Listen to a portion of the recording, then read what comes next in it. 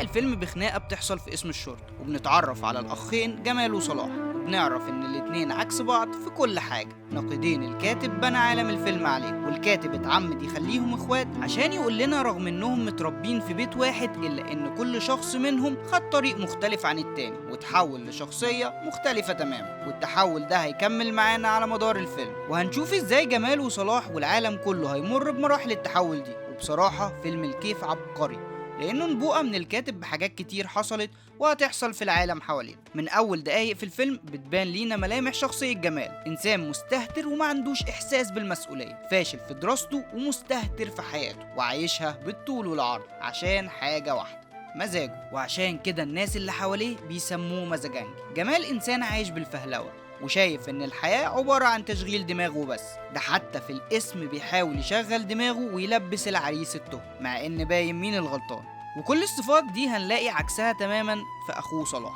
صلاح انسان عملي وعنده مبادئ وقيم، ماشي ورا ضميره واخلاقه، ودايما عنده احساس بالمسؤولية، وهنلاحظ ده في تصرفاته على مدار الفيلم من اول ما بيروح يطلع اخوه من الاسم لحد ما بيقف جنبه بعد كده. كاتب الفيلم محمود أبو زيد خلى الأخين متناقضين بالشكل الواضح والعبقري ده عشان يقول حاجات كتير بالتناقض اللي بينهم، منها مثلا إن الناس بتتحول من شخصية صلاح المحترمة لشخصية جمال اللي بتدمر كل حاجة حواليها، وعشان يجسد لنا الخير والشر بكل وضوح. عايز تعرف إيه الصح وإيه اللي المفروض يتعمل؟ بص على صلاح وشوف هو بيعمل إيه. طب لو حبيت تعرف ايه الغلط فمفيش غلط اكتر من مزاجنجي واللي بيعمله. وما بين الابيض والاسود بيبدأ صراع فكري واخلاقي بين صلاح وجمال لما بيشتبك صلاح مع جمال واسلوبه في الحياة، وجوه الصراع ده بتظهر لنا اسئلة مهمة زي مثلا هل الصح والغلط بالوضوح اللي احنا متخيلينه ده والموضوع ابيض واسود فعلا، ولا في منطقة رمادية بينهم؟ طب مش يمكن اللي احنا شايفينه ابيض هو في الحقيقة اسود؟ هل المجتمع بيروح في داهية وبيأثر علينا، ولا احنا اللي بنودي المجتمع في داهية؟ هل افكارنا وتصرفاتنا بتنعكس على لغتنا وذوقنا، ولا العكس اللي بيحصل؟ كل الاسئلة دي واكتر فيلمنا بيناقشها بعبقرية. فخلونا ندخل عالم الكيف ونفهم محمود ابو زيد كاتب الفيلم كان حابب يقول لنا ايه. بنكمل الفيلم بعد ما صلاح بيضمن جمال ويخرجه من الاسم ويركبوا تاكسي، وبتشتغل فيه اغنيه غريبه بتفكرني باغاني المهرجانات الغريبه اللي بنسمعها دلوقتي. وفي موقف يبان بسيط الكاتب بيورينا طريقه تعامل المزاجنجي والسواق مع الاغنيه، وطريقه رفض صلاح للاغنيه واستغرابه من كلامها وللي بيحصل حواليه. مزاجنجي عجباه الاغنيه وشايف انها حل عشان يدوش الدوشه اللي في الدنيا ويهرب من مشاكله لأغنية زي دي. لازم ندوش الدوشة بدوشة أدوش من دوشتها عشان ما تدوشناش. والسواق رغم انه كان رافض الأغنية في الأول إلا انه مع الوقت اتكيف منها وبقى يسمعها كتير. أنا برضو أول ما سمعتها ما دخلتش دماغي، لكن لما ودني خدت عليها عششت في نافوخي كيفتني. وبنطلع بيت العيلة اللي مزاجنجي عايش فيه لوحده، وفي لقطة عبقرية من المخرج علي عبد الخالق بنلاقي لوحة معوجة، ولو ركزنا شوية هنلاقي مكتوب عليها بيت شعر لأحمد شوقي بيقول: العلم يرفع بيوتا لا عماد له، والجهل يهدم بيت العز والشرف. وكأن الكاتب عايز يقول لنا إن الحل في العلم اللي قادر يبني دولة كاملة، وإن الجهل قادر يدمر كل حاجة. ولأن صلاح مؤمن بحاجة زي دي فهنلاقيه بيعدل اللوحة اللي جمال سايبها مايلة، وبنلاحظ على جمال إنه مش مقتنع باللي أخوه بيعمله، وتحسه عايز يقوله إيه اللي أنت بتعمله ده يا صلاح. وبنتمشى مع صلاح في الشقة وبنلاقي لوحة تانية وبيت تاني برضه لأحمد شوقي مكتوب عليه: إنما الأمم الأخلاق ما بقيت، فإنهم ذهبت أخلاقهم ذهبوا. وبكده ممكن نقول إن الكاتب قدر يمهد لرسالته بكل وضوح. العلم والأخلاق هم أهم حاجة، ولو راحوا يبقى عليه العوض. وبعدها الكاميرا بتنزل عشان نلاقي العدة بتاعت المزاج والكيف تحت الصورة. مشهد عبقري وبيوضح التناقض بين اللوحة اللي صلاح سرحان فيها وبيفتكر وهو صغير لما كان بيقرا بيت الشعر، وبين اللي أخوه بيعمله دلوقتي. بالنسبة لي الصراع في فيلم الكيف بيبدأ لما الأخين بيقعدوا قدام بعض، وبيبدأ أول حوار عبقري من حوارات الفيلم اللي مش قادر أفهم محمود أبو زيد كتبها إزاي بالجمال ده. في البلكونة بيحاول جمال يقنع صلاح إن العلم والشهادات ملهمش لازمة دلوقتي، وإن تفتيح المخ هو اللي شغال. ومن غير ما ينتصر الكاتب لطرف منهم في النقاش بنشوف بنفسنا مين كلامه واقعي اكتر، لما مرات صلاح بتقوله ان واسطة جمال جابت نتيجة وابنهم اتقبل في المدرسة، وبنشوف جمال بعدها جاي لاخوه في نص الليل عشان ياخد حتة الحشيش اللي كان بيدور عليها، وصلاح بياخدها منه بنية انه يعالجه من الادمان. لكن زي ما بيقولوا الطريق الى جهنم مفروش بالنوايا الحسنة. رغم ان نية صلاح في الاول كانت انقاذ جمال اخوه من اللي هو فيه، الا ان هيحصل في الفيلم عكس كده تماما. صلاح كان شايف ان الكيف ده مجرد وهم، وجمال كان شايفه انه حاجة ضرورية، وعبقرية الحوار بتبان في مشهد زي ده. 100 مرة أقول لك مفيش حاجة في الدنيا اسمها الكيف. الكيف ده وهم بتعودوا نفسكوا عليه عشان يتحكم فيكوا بعد كده. لما صلاح بيقول له الكيف ده حاجة الناس اخترعوها ومشي وراها زي اللي بيعمل صنم عجوة وبيعبده، لكن جمال بيرد عليه برد عبقري وبيقول له لو الناس ما كانوش في حاجة ليه ما كانوش صنعوه يا دكتور، من مبدأ الحاجة الاختراع. ما هو لو الناس ما كانوش في حاجة إليه ما كانوش صنعوها يا دكتور، ده الكيف ده رحمة. وبنكمل فيلمنا مع صلاح اللي مصمم على وجهة نظره وعايز يثبت ده لجمال بشكل عملي، ولأنه دكتور كيمياء فبيصنع مادة مشابهة لحتة الحشيش بتاع الجمال. وفي قعدة المزاج اللي بيقعدها جمال مع أصحابه بنلاقي صلاح موجود عشان يشهد نتيجة التجربة بتاعته اللي عاملها عشان يثبت إن الكيف وهم زي ما دايما بيقول لجمال. ونقطة التحول في الفيلم مكتوبة بعبقرية ولايقة مع أحداث القصة. يعني مزاجنجي المفتح اللي بيشغل دماغه هيطلب من أخوه إنه يعمل له حتة حشيش مزيفة زي اللي عملها وضحك بيها على جمال وصحابه، ورغم إن جمال مش مصدق إن الكيف وهم ومش عايز يشرب من الحتة المزيفة دي، لكنه بيطلبها من أخوه عشان يدي صحابه منها بدل ما يديهم من الحشيش الأصلي. بس قبل ما نكمل ما تنسوش تعملوا لايك وكومنت وسبسكرايب. نرجع تاني للفيلم. بعدها بنشوف صلاح محطوط في مشكلة تانية بسبب ظروفه المادية، ومش عارف يدخل ابنه المدرسة لأنه مش معاه 800 جنيه، وبيلجأ لأخوه جمال اللي بيستلمه ويهريه تريقة. واللي عجبني في فيلم الكيف ان حتى مشاهد الكوميديا بيطلع منها حوارات فلسفيه عميقه جدا. معرفش بصراحه محمود ابو زيد كان بيفكر في ايه وهو بيكتب. يعني بصوا المشهد اللي قاعدين بياكلوا فيه وجمال بيقول لاخوه ان ما ينفعش شخص ضيع عمره كله في الدراسه والشغل وفي الاخر ما يبقاش معاه فلوس يدخل ابنه بيها المدرسه. هنلاقي حوار عبقري بيدور حوالين مفاهيم كتيره. يعني مثلا هنا صلاح بيقول لجمال ان مش كل حاجه تتحسب بالفلوس، وفي حاجات بتتقاس بقيمتها زي الحق والخير، لأنك بتحاول تعرف سعر كل شيء لكن ما بتحاولش تعرف قيمة أي شيء.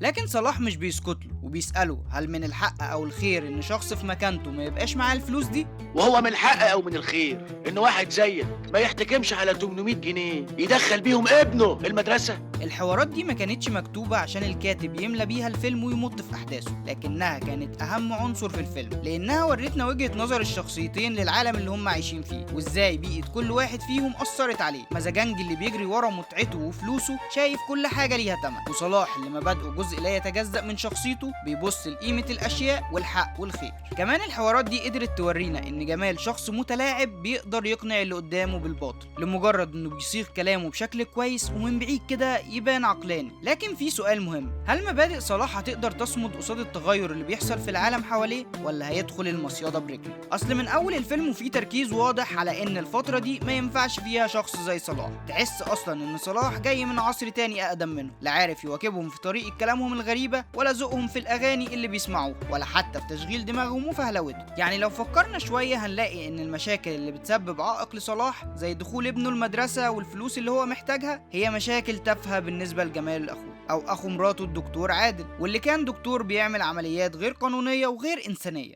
الزمن اللي صلاح عايش فيه مليان بالحاجات الغلط اللي ممكن تتخيلها، ناس بتستغل اللي حواليها وبتخدعهم من غير ما يتكسفوا حتى، زي ما جمال كان بيعمل مع صلاح وبيساوموا بالفلوس اللي هيدفعها لمدرسة ابنه قصاد الحشيشة المزيفة اللي صلاح هيعملها له. وفي رأيي صلاح قبض تمن الحشيشة وبدأت رحلتهم من اللحظة دي. رغم ان نية صلاح كانت كويسة في الأول وكان بيتصرف بمبادئه وأخلاقه، إلا ان في زمن بيسيطر عليه الكيف والمزاج للأسف ده ما كانش كفاية ولا قدر يحمي صلاح. وهنشوف في المشهد اللي بعده نية جمال الحقيقية اللي ما كانش عايز الحشيش عشان يشرب منه طبعا ولا عشان يديه لأصحابه زي ما قال لصلاح، وهنلاقيه بيقطع جزء كبير من الحشيش. وجوه المشهد هنسمع اللحن العبقري وهنحس ان الموسيقى بتحذرنا من اللي هيحصل.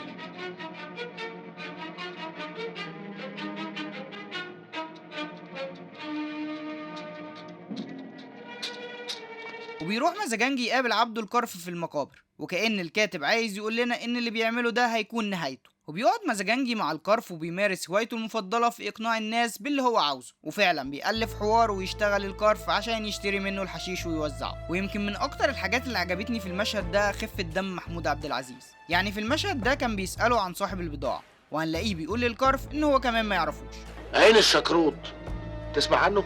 لا ولا أنا ولا انت. لعلمك طريقة كلام محمود عبد العزيز وبصة عبده الكرف المزاجنجي بتفصلني ضحك كل مرة بشوفها. وبعد ما بيتفقوا سوا بتبقى فاضل الخطوة الأصعب، وهي إنهم يلاقوا للحشيش ده سكة، وبتكون السكة دي هي سليم البهص، اللي بالنسبة لي أخطر وأجمد من مليون جاس فرينج بتاع بريكنج باد ده، عارفه؟ طب أنا راضي ذمتك، عمرك شفت تقديمة شخصية بالهيبة والعظمة والحلاوة دي؟ من أول حركة الكاميرا والموسيقى اللي شغالة وبتوحلنا قد إيه إحنا داخلين على شخص مش سهل وكله كوم، وإزاي المخرج بيورينا إن سليم البهص بيحب الصيد من أول مشهد، في رمزية عبقرية إنه بيصطاد زباينه المدمنين اللي بيجروا ورا مزاجه زي ما السمك بيجري ورا الطعم، وإنه هيحاول يصطاد جمال وصلاح فيما بعد. ومن أول ثواني بينطق فيها سليم البهص بنعرف قد إيه هو شخص ذكي، أسئلة قصيرة ومنطقية للي حواليه ومن غير تضييع وقت بيوصل لهدفه أو للصيدة بتاعته بمعنى أصح. وبيأمر سليم البهص بفحص الحشيشة المزيفة وبيكتشف إنها مضروبة،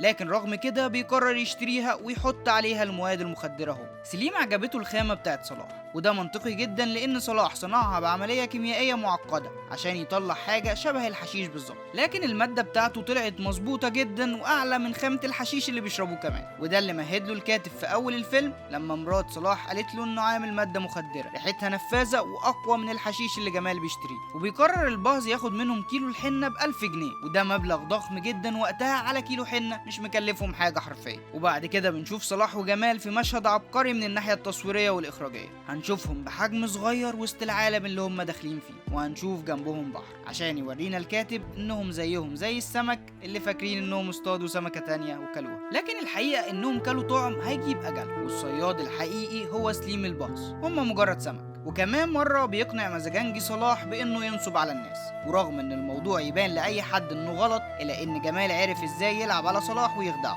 بكلام جمال نفسه مش مهتم بيه. يعني هنا بيقول لصلاح ان دي مش تجارة مخدرات، وده عشان صلاح طبعا، لان جمال ما عندوش مشكلة يشتري ويبيع مخدرات عادي. وبعدها بيلعب على غرور صلاح وبيقول له هنثبت نظريتك في وهمية الكيف، اللي طبعا مزاجنجي مش مقتنع بيها، وبيقول انهم هيحموا الناس من المخدرات وهيقدموا للمجتمع خدمة قومية جليلة طبعا، على اساس ان كل ده فارق مع مزاجنجي. يعني اللي بيعمله مزاجنجي هنا اسمه السفسطة، واللي باختصار معناها انك تتلاعب بالكلام والمنطق عشان تثبت حاجة غلط. لكن صلاح ما بيسكتش الجمال وبيبدأ يصرخ ويزعق فيه لانه مش عاجبه الكلام اللي بيتقال ده، وتحس ان صوت ضمير صلاح بيحاول يطلع وسط العفن والمستنقع اللي جمال عايز ينزله فيه. وفي جملة عبقرية بتبين قد ايه مزاجنجي ما عندوش مبادئ، هنلاقيه بيرمي العرف والاخلاق على جنب ويقرر يحط اسم للفعل اللي هيعملوه من دماغه. تعالى بقى نشوف ده اسمه ايه بموضوعية، مع انكار واضح منه انهم كده بيغشوا الناس وبينصبوا عليهم. لكن صلاح بيفضل ثابت وبيرفض فكرة جمال نهائيا، لكن جمال بيفضل وراه، وفي حوار مكتوب بطريقة ذكية جدا كأنه مرافعة في محكمة بيرد جمال على كل حاجة في دماغ صلاح وبيدمر كل حاجة جوه اسبابه. وهنشوف ازاي مزاجنجي شخص ذكي سريع البديهة وردوده حاضرة على طول.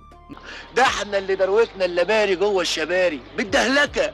ايه بالدهلكة؟ ولو مش فاهم الجملة دي فانت محتاج تتعلم لغة زي صلاح. وعايز اركز على الجزء ده شوية عشان انا شايف ان فيلم الكيف اعمق بكتير من مجرد فيلم عن الحشيش والمخدرات. الفيلم اتعرض من اول مشهد لقضية مهمة زي الذوق العام، وازاي مع الوقت الانسان بيتعود على حاجات وحشة هو نفسه كان بيكرهها في الاول، وده بفعل البيئة اللي حواليه وتكرار تعرضه للحاجات دي. هنلاحظ ده في تعود السواق على اغنية ما كانش حاببها، وتعود صلاح على لغة كان مستنكر وجودها في الاول، لكن مع الوقت بيعرف انها امر واقع. وهنشوف ده وهو بيقول انه محتار يعلم ابنه لغات اجنبية ولا لغة الشارع والزمن اللي هم فيه. والموضوع ده بيفكرني برواية 1984 اللي الحكومة بتلعب فيها لعبة قذرة لكن ذكية، وهي انها بتحذف كلمات من القواميس والصحف والاعلام عشان الشعب يبطل يستخدمها، وده مع الوقت بيمنع التعبير عن الافكار دي وبيقيدها. لكن في فيلم الكيف الموضوع اخطر من مجرد تقييد للافكار، لان الفكرة المقيدة ممكن مع الوقت تتحرر وتقدر تعبر عنها، لكن في الفيلم ومع انتشار لغة جديدة افكار الناس اتغيرت. وفي نظري ده اخطر بكتير لانه بيرسخ افكار جديدة وبيمسح الافكار القديمة. وبعد ما بتنهار حجج واسباب صلاح في رفض التعاون مع اخوه في الجريمه اللي عايز يعملها، بيتمسك بضميره اللي مش مرتاح لكل ده، وكأن الكاتب بيقول لنا ان الموضوع مش باللسان والكلام، وان جوه كل واحد مننا صوت الهي اسمه الضمير. وبيفضل صلاح ماشي ورا ضميره واحساسه بان ده غلط وحرام، لكن للاسف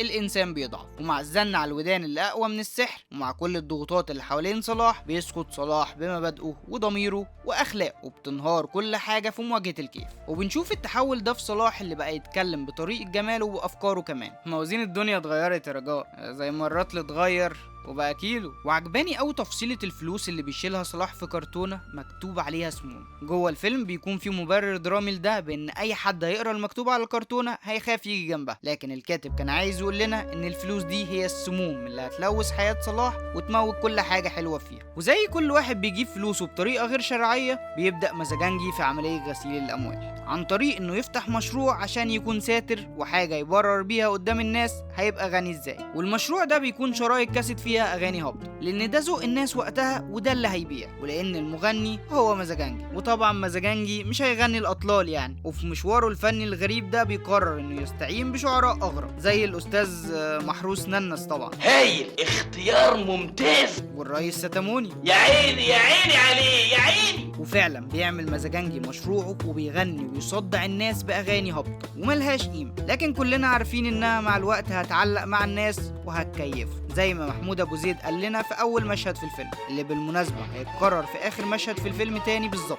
ولما الفيلم بتكون نهايته وبدايته واحده، بيكون صناع العمل عايزين يوصلوا لنا اننا في حلقه مفرغه وان الموضوع حتمي وهنفضل نلف فيه على طول. وبصراحه حسيت ان محمود ابو زيد بيتنبأ باللي هيحصل للذوق العام في مصر، ولو كان عايش لحد دلوقتي وشاف المهرجانات والاغاني الهابطه اللي بتزيد يوم بعد يوم، كان هيعرف قد ايه فيلمه كان مسابق عصره ونبوءته اتحققت. مش محتاجين سيمبسون يعني. محمود ابو زيد كان شايف ان الاغاني الهابطه هي كيف زي المخدرات، الناس بيهربوا بيه من همومهم وبيبعدهم عن الواقع. وبيأكد الكاتب على المعنى ده في أكتر من مشهد. أول مشهد لما مزاجنجي بيقول لنا لازم ندوش الدوشة بدوشة أدوش من دوشتها عشان ما تدوشناش، ولما بيطلب مزاجنجي من الشاعر كلام يكيف الجمهور طبعا.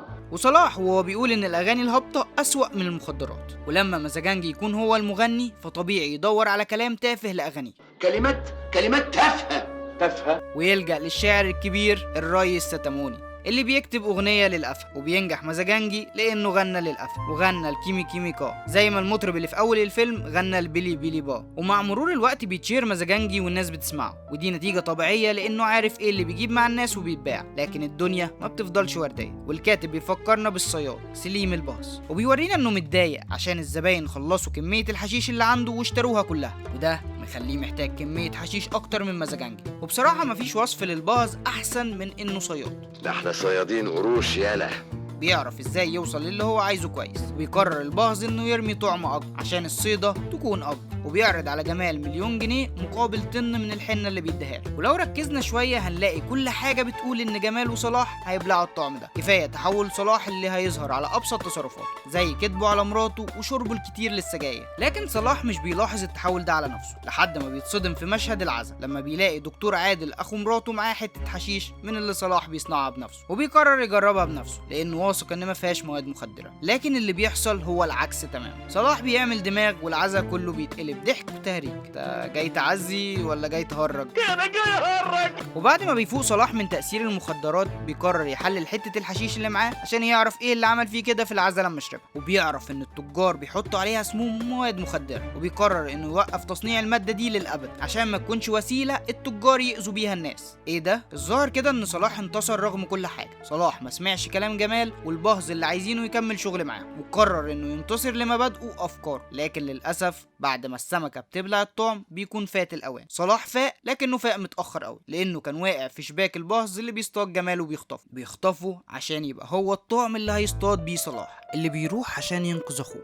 لكن دي بتكون النهاية الحتمية للرحلة اللي خضناها سوا مع أبطال الفيلم، وشوفنا فيها ازاي صلاح اتحول من دكتور محترم لتاجر مخدرات. حاجة تحزن، وهنشوف حسرة الكاتب على الواقع واللي بيحصل حواليه، انه المفروض ما كانش يبقى زي جمال، وان المفروض الحاجات الكويسة تفضل ثابتة وما تتهزش قصاد المزاج والكيف. لكن البهز كان له رأي تاني، وبعد ما بيحاول صلاح يقنعه بان الخلطة دي بتموت الناس بيرد عليه البهز في الاول ان محدش بيموت ناقص عمر. لكن لما صلاح بيأكد له ان الخلطة دي فعلا بتنهي حياة الناس بيظهر الجانب السايكوباتي في شخصية البهز، وبيقول له خلي الناس يموتوا في 60 داهية. وبيبدأ البهز يهدد صلاح عشان يعمل له الخلطة، لكن صلاح ما بيخافش من البهز. وبما ان التهديد ما جابش نتيجة مع صلاح فالحل كان في الكيف اللي هيسيطر على صلاح ويخليه عايش مسخ، او زي ما البهز قال هيعيش ميت. في مشهد عبقري بنشوف بعدها ازاي البهز الصياد بيوقع الطائر على الارض بعد ما بيصطاده، وبنشوف على نفس الارض صلاح وهو بيتوسل البهز وبيبوس رجله عشان يديله الكيف بتاعه، وبتعيط الموسيقى معانا على اللي حصل لصلاح اللي اتحول لمدمن وما بيكونش قصاده حل غير انه يسمع كلام البهز ويطبخ له الخلطة. وبيسأل صلاح البهز ازاي بيصطادوا الضحايا، والاجابة بتكون بسيطة ومن كلمة واحدة: الكيف. الكيف هو الشهوة اللي جوه كل إنسان واللي بتخليه يضعف. وبنعرف قصة البهز وبدايته كتاجر كيوف طول حياته، وبنفهم من الحوار بينهم إن غش الناس وخداعهم هو السبب في تعودهم على الحاجات الوحشة. ولو فاكر مشهد البحر لما قلتلك إن جمال وصلاح هيغرقوا في البحر والبهز هيصطادهم، فصلاح هنا بيرمي اللوم على البهز ويقول له إن هو واللي شبهه هما اللي بيغرقوا الناس. لكن البهز رد عليه رد عبقري وقال له اللي يقف على البر ما يغرقش، والبر هنا مقصود بيه الأمان اللي هي مبادئ الإنسان والقيم اللي ماشي عليها. وبينتهي فيلمنا بمشهد بنشوف فيه صلاح اللي اتحول 180 درجة، اللي لو قارناه بصلاح اللي في أول الفيلم فمفيش وجه شبه بينهم غير الاسم اللي الكاتب اختاره لصلاح عشان يدل على إنه إنسان صالح، على عكس جمال اللي اسمه بيدل على الجمال والكلام المتزوق من بره لكن من جوه ولا حاجه. وبأداء عالمي من العبقري يحيى الفخراني بنشوف صلاح اللي خسر كل حاجه، خسر مراته وبيته، خسر اخلاقه ومبادئه، وخسر حتى نفسه، لدرجه ان مراته بتسأل جمال وبتقول له فين صلاح يا جمال؟ فين صلاح؟ لكن للأسف صلاح انتهى لما اتجه للشر، ومش بالضرورة انك تكون ناوي على الشر وعايز تعمله عشان تكون شرير، لكن كفاية ان ارادتك تكون ضعيفة وتقدم شوية تنازلات وتتخلى عن مبادئك واحدة واحدة لحد ما تبقى شرير. وفي مشهد مليان كوميديا سودا بيكشف صلاح سر مهم لاخوه. يبقى لازم تعرف السر اللي مفيش حد في الدنيا غيري انا يعرفه. اتعلمت اللغة. وبيتعلم صلاح للأسف اللغة وبينهار زي ما كل البلد بتنهار. ولو بتسأل ده حصل وبيحصل ليه، فالفيلم بيقفل بمشهد فيه الإجابة وبيفكرنا بالتحذير اللي بيت الشعر بيقوله في نهاية الحلقة. قولوا لنا في التعليقات صلاح كان قدامه حل عشان ما يحصلوش كل ده، ولا الظروف كانت أقوى منه وكان لازم ده يحصل. سلام. كيميكا عصب للكيمياء والكيميكي زغرت الكيمياء بيه.